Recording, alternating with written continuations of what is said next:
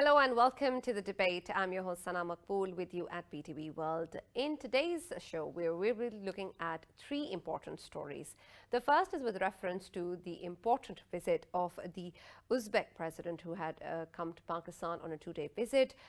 He met with the top delegation, including the Prime Minister, and he also came with high-level ministers from his own country as well. And we saw that a lot of views were exchanged between the two countries, including the Prime Minister's statement with reference to Afghanistan on how Uzbekistan and Pakistan will be cooperating with reference to putting forward Afghanistan's case in the international community and advocating not only for the humanitarian crisis, but also meeting with the Afghans with regards to how and what conditions can really be met in terms of international recognition. Other views were also exchanged in terms of trade relations, enhancing trade and bilateral ties within both the countries, including media and tourism linkages. He also talked about how both countries also share similar views in Islamophobia, and with that regard, how both countries can also collaborate in the future.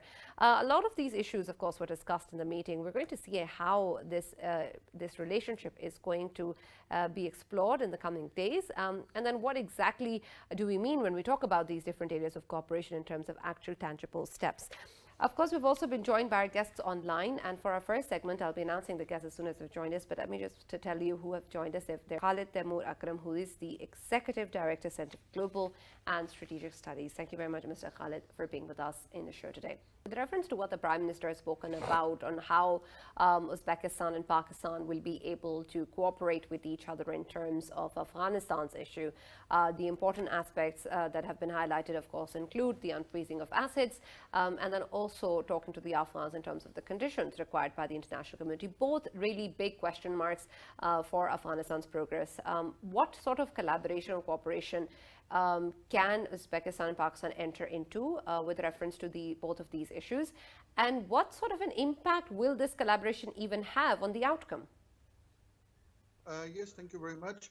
Let me tell you one thing that Pakistan and Uzbekistan both share very large borders with Afghanistan, and there is a large population of Uzbek ethnic Afghans living in Afghanistan. Therefore, in the border areas of Afghanistan, which are with Uzbekistan, Uzbekistan enjoys a lot of support over there, and Uzbekistan has been providing free electricity and free amenities to the border areas of Afghanistan. So Prime Minister Imran Khan's initiative that Pakistan and Uzbekistan should jointly work for bringing stability in Afghanistan can work, because the Uzbek President Shavkat Mirziyoyev has already had started the Afghan peace process in 2018, once he started collaborating and he started talking to different ethnic groups in Afghanistan.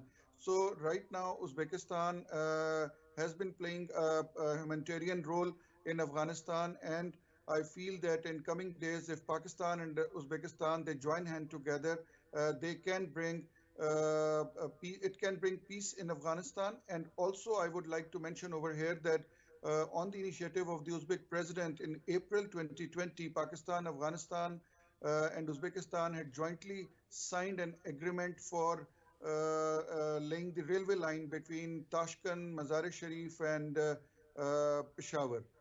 I'm here right now. I'm here in Tashkent since last 2-3 days, and I can tell you that in last 3-4 days I've been interacting with various think tanks over here and with their media people. The government of Uzbekistan as well as the media in Uzbekistan has given a lot of importance to this visit, and they say that this is the dawn of a new era. Mr. Khalid, when we talk about Uzbek and Pakistan relations, the economic aspect, of course, is very significant, and we've seen that it has not only increased, but it also still has a lot of potential for us to grow. Can you identify for us the different areas in which joint ventures can even be increased between Uzbekistan and Pakistan, with particular reference to cooperation in perhaps energy or connectivity? Yes, in last couple of years, the trade has almost increased to 50%. And ever since the WTO sanctions are lifted from the Uzbek cotton in October 2018, there's a lot of Pakistani textile industry which is moving into Uzbekistan, and Uzbeks are learning this textile industry from Pakistan. There's a football factory from Sialkot, which is now established in the outskirts of Tashkent. Surgical items and the sports goods are already being brought in, and there's a large market for pharmaceutical items, Pakistani pharmaceutical items in Uzbekistan. Pakistani vegetables are also coming to Uzbekistan. So there is a lot of potential because these countries are landlocked and they are mostly dependent for their textile and other things on Russia. But Pakistan is very nearby, and this trade and opening of this trade corridor via Afghanistan can help bringing Pakistani business to Uzbekistan. All right. Mr. Khalid, when we talk about Uzbekistan's stance on this, of course, we know it's similar. But again, as we talked about earlier, a lot of it is not represented or understood the way it needs to be. For example, the kind of issues we were talking about earlier in terms of the terrorist threats and activities, they're perceived in a certain way by a certain faith, which of course is not the case. That, of course, is an issue that really needs to be dealt with. Can Uzbekistan cooperate with Pakistan in this matter? And if we can add another question with it, if we talk about the Afghanistan, of course, in recent past, terrorism persisted only because of one reason, that there were economic vulnerabilities of Afghan people. If we have better connectivity, of course, it is going to change the Afghan people as well. Why? Because there will be economic opportunities created within Afghanistan. Should we say it that it will actually help having better connectivity from Pakistan to the Central Asian republics and reaching out to Russia?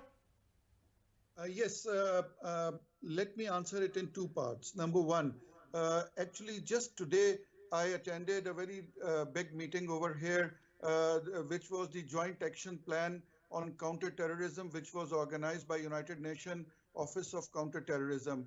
The 5 Central Asian states have devised a single counter-terrorism strategy, which is overseen by United Nations Office of the Counter-Terrorism. So one, not only Uzbekistan but complete Central Asia is very much serious about it. Today they talked about not only the de-radicalization, Islamophobia, but they agreed on an agenda which included that all those people who are running away from Afghanistan, they should be returned to their countries. And they have also agreed on one more thing, that they will keep on talking to various factions in Afghanistan. And also, yes, ISIS or IMU or these are bigger threats over here. But one thing is very heartening to see that in the Joint Action Plan of the Central Asia, which the meeting just concluded today, they have included Pakistan in it. Because they see that Pakistan has done a lot in countering the terrorism. So a big delegation from Pakistan was here, and we shared our perspective on countering the terrorism, and which was well taken by the Central Asian countries. Now coming over to the connectivity part of it, as we know that Afghanistan is a bridge between South Asia and Central Asia, and as per the latest UN figures, even due to the sanctions and their banks being blocked, they earned money on the transit trade. So the transit trade is one of the key and can be one of the key factors which can change in times to come the Afghan livelihood, because all the trade coming from the 5 landlocked countries has to pass through Afghanistan to come to Pakistan and then go to the Gwadar port. So I think we should be projecting this thing. Khalid Taimur, thank you very much for joining us and being a part of the debate. Thank you so much for joining the debate. Have a nice weekend. We'll see you on Monday at 7 p.m.